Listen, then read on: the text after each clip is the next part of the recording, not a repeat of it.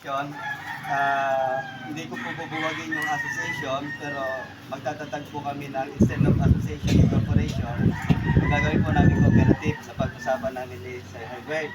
Kasi may plano po talaga na i-uplift na yung ating agrikultura. Yan po, pupunduhan po yan. Yan po. So, sa ngayon po, umiikot po kami, Luzon, Visayas, Mindanao. By region po, nag-set po kami ng mga officers namin. Yun po yung inuna namin. From regional set of officers down to provincial, municipal, hanggang sa by barangay. Apo. So, ito po medyo bibilisan ko lang po kasi magkakaroon po ng actual hands-on training. So, for the meantime, andito po yung set of officers namin ng NCR.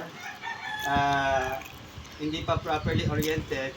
Andito po yung aming regional director ng Region 3. Aming po si Ma'am Noemi, Provincial Director ng Ginawa ng Rizal. So may mga bisita po tayo. Andito si Sir Ray. Siya po yung General Secretary ng Blessed Movement. Bali 12 million members din po sila. Anak ni Sir Herbert. Si Sir then may visitors po tayo sa bagong silang po Sir. May tinayong building na parang TESDA po. Sila po yon. So napakaganda, halos iisa yung ating adikain na makatulong tayo na may anak natin yung pangkabuhayan ng individual. So ito po yung panahon na lahat po ng ating kaalaman, teknolohiya, pagsasama-samahin po natin ito para doon sa magkaroon ng Sustainable Livelihood Program Project ang bawat tahanan. So may mga ginagawa po tayo pang urban farming. Si Sir Alex po, kasamahan po namin since 2000, Sir Alex Pin. Isa po siyang magaling na masahista po, mga nag-ano po, yung mga may Taga-himas, taga-pindot. yun. Oo, so lahat yung may sakit. Si Sir si Sir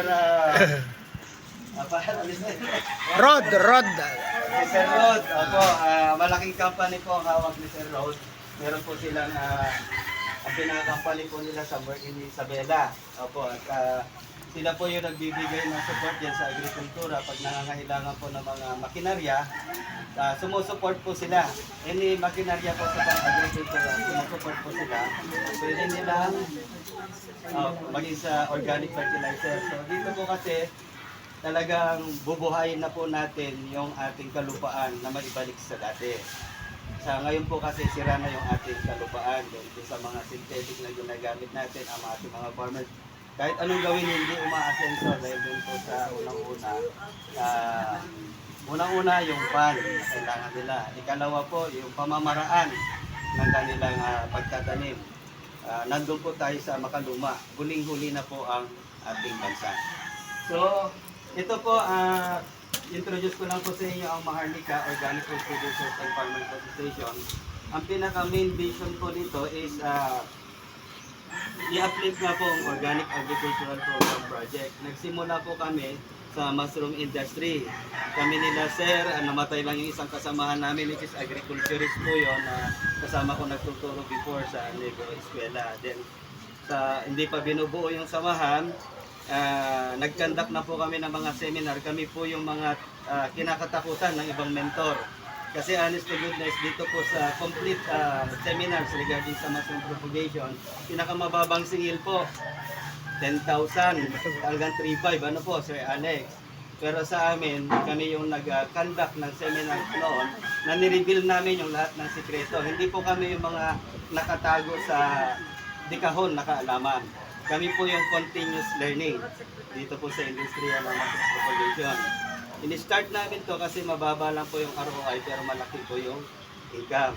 At dito medyo may gugulatin tayo na talagang kikita ang lahat ng, kumbaga, parang posible pero imposible pero posible. Opo. Tama, Sir Alex? Yes. Okay. So,